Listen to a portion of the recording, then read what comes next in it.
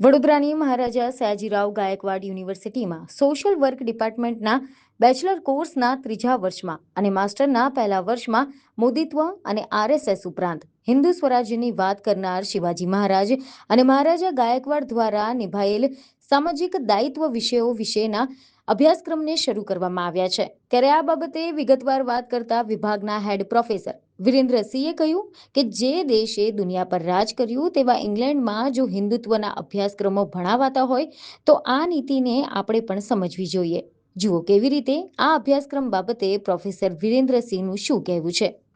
Sociology of patriotism करके हमने एक मेजर कोर्स इस बार इंट्रोड्यूस किया है, जो बैचलर्स के 4th ईयर के अंदर और मास्टर्स के 1st ईयर के बच्चों को पढ़ाया जाएगा। आज की तारीख पे जो सबसे ज़्यादा इम्पॉर्टेंट टॉपिक या डिस्कशन होना चाहिए वो नेशनलिज्म का ही था। और नेशनलिज्म के अंदर हमें ऐसा लगा कि जब हम डिस्कस करते हैं understanding of nationalism, definitions, perspective, theories of nationalism, तो उसके साथ साथ में हम लोग कई बार डिस्कस करते हैं कि किस तरह से लीडरशिप काम करती है, किस तरीके से अथॉरिटीज़ काम करती है एक देश को बनाने के लिए। इन्हीं विचारों को साथ में लेते हुए जब हम लोगों ने काम आगे बढ़ाया, एक नीति आयोग के प्रोजेक्ट के अंदर फील्ड में जाके हम जब गाँव में डेटा कलेक्ट कर रहे थे, तो मॉनिटरिंग सेल नीति आयोग ने हमें ये प्रोजेक्ट दिया था कि पॉलिसीज़ कितना अच्छे से काम कर रही है, नहीं कर रही है, वो हमें पता करना था, जिसके लिए एमए के बच्चे हमारे साथ में थे।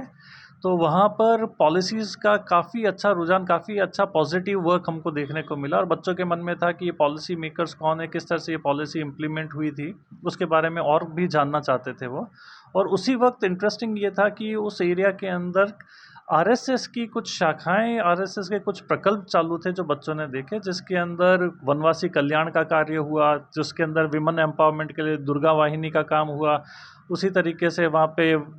वनवासियों के लिए भी काम चल रहा था, समरसता का काम चल रहा था, जातियों को और जाति विवाद जो हैं या जातियों में जो डिफरेंसेस है उनको हटाने के लिए। तो इस सारी बातों को जब देखा तो ऐसा लगा कि वर्ल्ड लेवल पे जिस ऑर्गेनाइजेशन के बारे में बात की जाती है और जब उसके बारे में और जानने की कोशिश की तो पता चला कि उसकी आइडेंटिटी में ऐसा कोई रजिस्टर्ड या फिर वो कोई एनजीओ नहीं है, वो कोई सरकारी या संस्था नहीं है, वो एक सामाजिक संस्था है जो समाज कल्याण के लिए काम कर रही है। और क्योंकि हम समाजशास्त्र विभाग से हैं तो उसके बारे में जानना बहुत ज़्यादा आवश्यक हो जाता है, तो हम लोगों ने उसमें और जानने की कोशिश करने के लिए ये सिलेबस इंट्रोड्यूस किया। साथ में मोदी तत्व करके हमने एक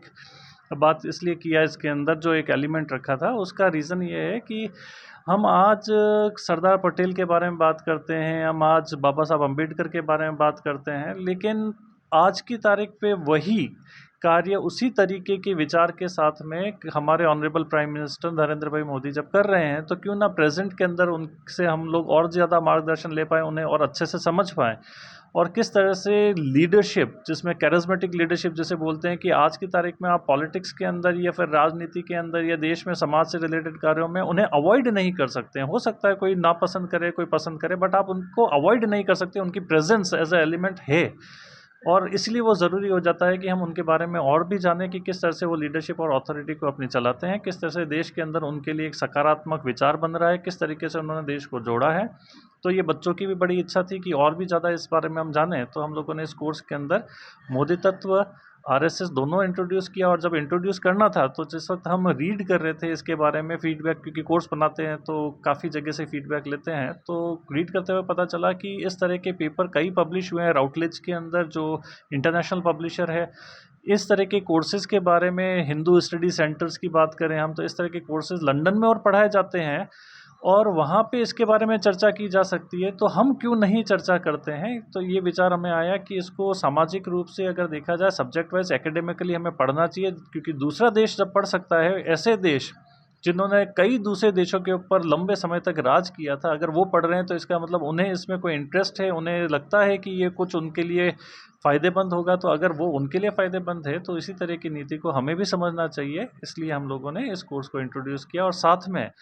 क्योंकि मैं the Maharaja Sayajirao university of Baroda का एम्प्लॉय हूँ और इस यूनिवर्सिटी के अंदर हमें मौका मिला ये सब कुछ इंट्रोड्यूस करने का, तो ये भी बहुत ज़रूरी है कि हमारे यहाँ पे जब बच्चे इस देश से, इस प्रांत से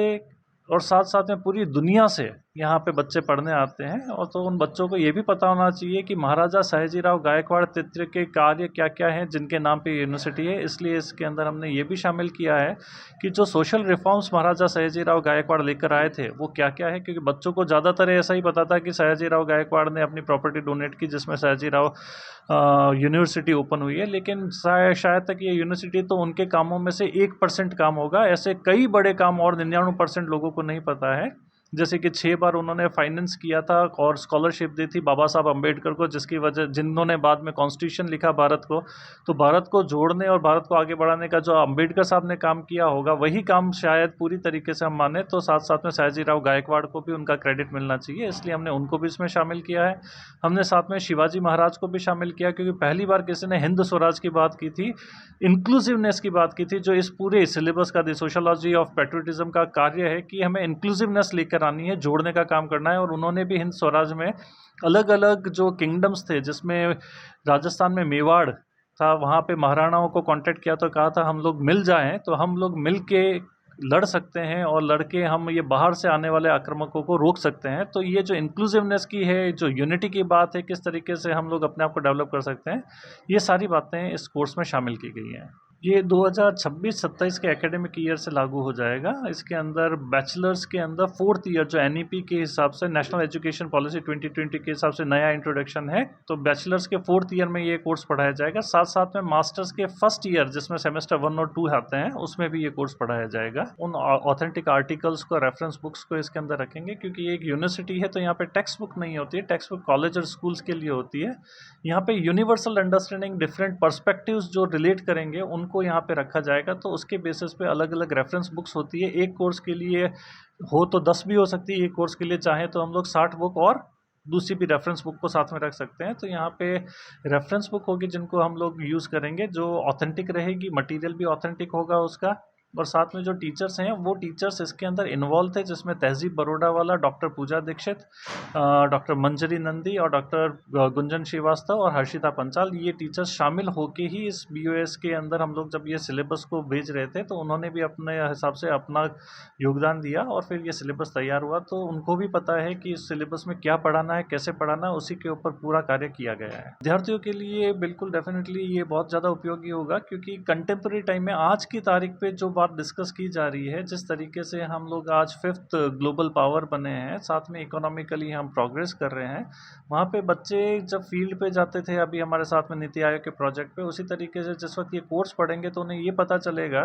कि देश किस दिशा में बढ़ रहा है, किस तरीके से कई ऑर्गेनाइजेशंस के बारे में, कई व्यक्तियों के बारे में हमारी अवधारणाएं हैं, लेकिन वो कितने हद तक सही है, कितने हद तक गलत है, ये पता चलेगा उन्हें। साथ में जो इंक्लूसिवनेस में बार बार जो जोर डाल रहा हूँ इस सिलेबस के अंदर, उस पे फोकस होने की वजह से समाज को जोड़ने का काम, समरसता का काम ये सिलेबस करेगा, जो बच्चों को आगे चल के इसी जोड़ने के काम को, देश को जोड़ने के काम को, साथ में किस तरीके से वर्ण सिस्टम की जो गलत फहमीज है उनको भी हटाने का काम ये सिलेबस करेगा। तो देश आगे बढ़े उसके लिए ही बच्चों के लिए ये सिलेबस बनाया गया है, तो ये काफ़ी उपयोगी रहेगा उन्हें।